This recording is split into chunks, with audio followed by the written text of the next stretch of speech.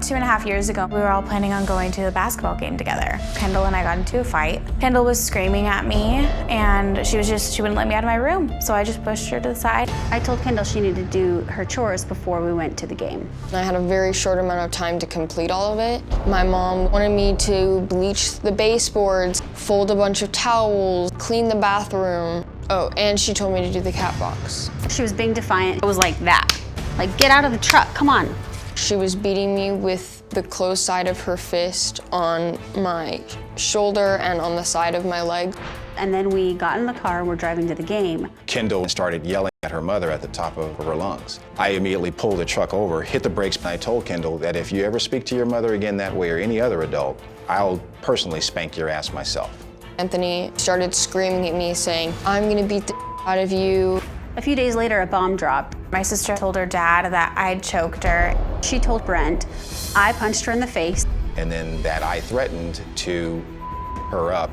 Kendall told me her side of the story the day they went to the basketball game. I was concerned. We all got together to sit down and discuss what had taken place. Brent was being a complete jerk and believed every word that Kendall said. Anthony started to interrupt her, and I just stuck my hand up and said, hey, let her finish. And he started screaming at my dad. He stood up, slammed his hands down on the table and said, you want to go, I'll beat your too. I was ready to go right back at him, but my wife was smart enough to shake me out of it, grab me, and we went outside, called the police. Kendall actually jumped up from her chair and ran out the front door. I did have orders of protection placed against her half-sister Lindsay and her stepdad Anthony.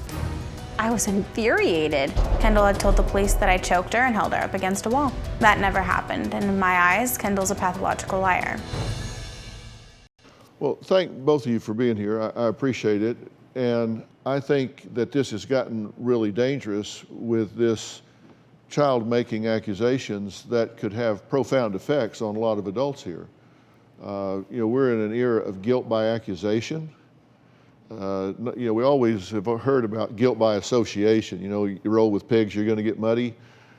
We've known that for a long time, but we're kind of in a jump to conclusion guilt by accusation situation now. And she has actually, what I referred to earlier, is weaponized her lies.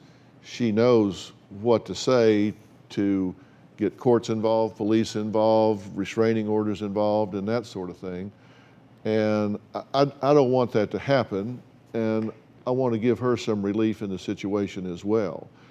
And she's accused you, Anthony, of threatening her and making terroristic threats and going to blank her up and that sort of thing. Nobody else reports that, but she reports that. Yes, sir. And that did not happen. No, sir.